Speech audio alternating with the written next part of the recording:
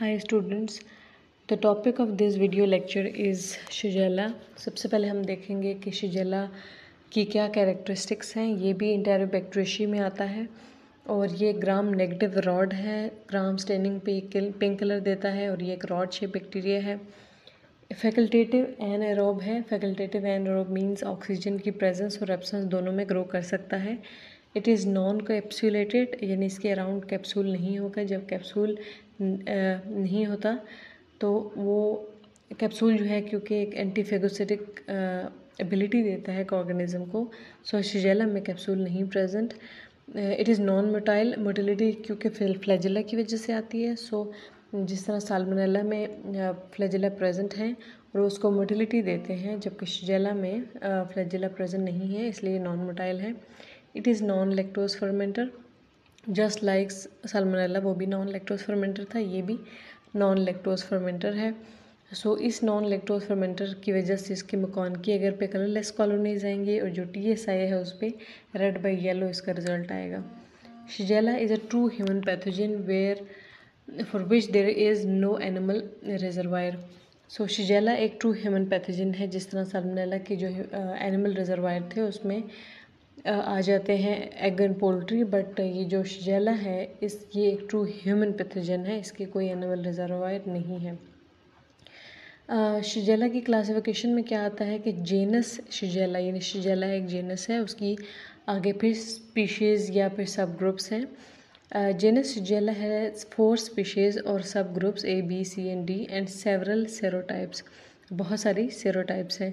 सब groups and serotypes are differentiated from each other by their biochemical characteristics and antigenic properties. ये जो सब groups या फिर सेरोटाइप्स हैं ये एक दूसरे से कैसे डिफरेंट हैं, डिफ्रेंशिएट किए गए, वो बायोकेमिकल कैरेक्टरिस्टिक्स और एंटीजेनिक प्रॉपर्टीज़ की वजह से उसकी डिटेल में हम नहीं जाएंगे। So there are 4 groups, group A, group B, group C and group D। ये सब ग्रुप्स हैं और उसके अलावा या फिर 4 स्पीशीज़ हैं जिसका नाम है शिजेला डेसेंट्री, शिजेला फ्लेक्सनरी, शिजेला बोइडी एंड शिजेला सोनी। सो ये 4 स्पीशीज़ हैं। जो शिजेला है वो विरुलेंस उसकी किस तरह से होती है और उसके अंदर क्या ऐसे विरुलेंस फैक्टर्स हैं जो उसे होस्ट में पैथोजेनेसिस जो है वो प्रोवाइड करते हैं या डिजीज़ कॉज करने के लिए हेल्प आउट करते हैं।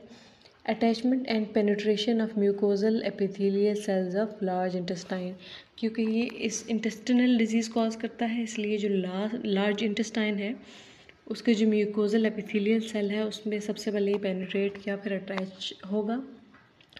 इंट्रासेलुलर स्प्रेड प्रोटीन्स, फिर ये क्या होगा कि वहाँ से इसके पास कुछ इंट्रासेलुलर स्प्रेड प्रोटीन्स होंगी जो इसे हेल्प करेंगी जो एडजेसेंट सेल्स हैं उनमें मूव करने के लिए। और फिर इसके पास एक है Shiga toxin which is very important, उसकी डिटेल हम आगे देखते हैं।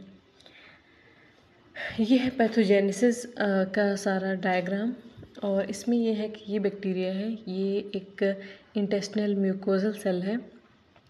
सो यहाँ पे बैक्टीरिया आएगा, इसको इस सेल को इन्फेक्ट करेगा। ये जो बैक्टीरिया है ये इनगल्फ होके ये वैक्यूल की फॉर्म में सेल के अंदर जाएगा और फिर सेल से दूसरी साइड से ये बाहर निकल जाएगा।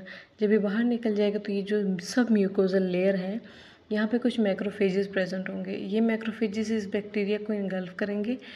जब ये इनगल्फ करेंगे तो इसको डिस्ट्रॉय करने की कोशिश करेंगे, बट ये डिस्ट्रॉय नहीं होगा। जब ये डिस्ट्रॉय नहीं होगा तो ये इसको भी स्केप कर देगा। जब ये इसको भी स्केप कर देगा तो ये नेक्स्ट सेल में मूव कर जाएगा। जब ये नेक्स्ट सेल में मूव करेगा तो सेम जिस तरह से इसको इन्फेक्ट किया गया था इसी तरह इसको भी इन्फेक्ट करेगा।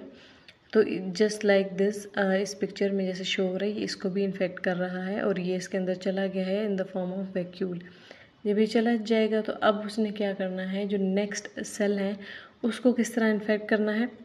नेक्स्ट सेल को इन्फेक्ट करने के लिए उसके पास कुछ इंट्रासेलुलर स्प्रेड प्रोटीन्स हैं जो कि ये प्रेजेंट है, ये नेक्स्ट सेल में इसे मूव करने में हेल्प करती हैं। सो दैट के बजाय इसके कि एक साइड से ये जाए और दूसरी साइड से बाहर निकल के देन इन्फेक्ट करे, तो उससे ये है कि इंट्रासेलुलर प्रोटीन इंटरनली इसको जो सेल टू सेल स्प्रेड में हेल्प करती हैं। ये दूसरे सेल में मूव करके जा रहा है और ये इसको इन्फेक्ट कर रहा है।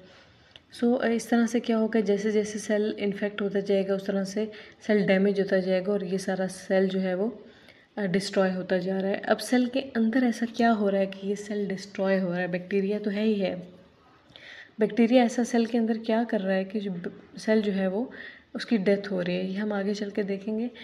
शिजेला पास थ्रू एम सेल, ये है M cell, to reach the submucosa. So Shigella M cell को पास करके सब म्यूकोजा में आएगा। Macrophages take up the bacilli die and release the bacteria.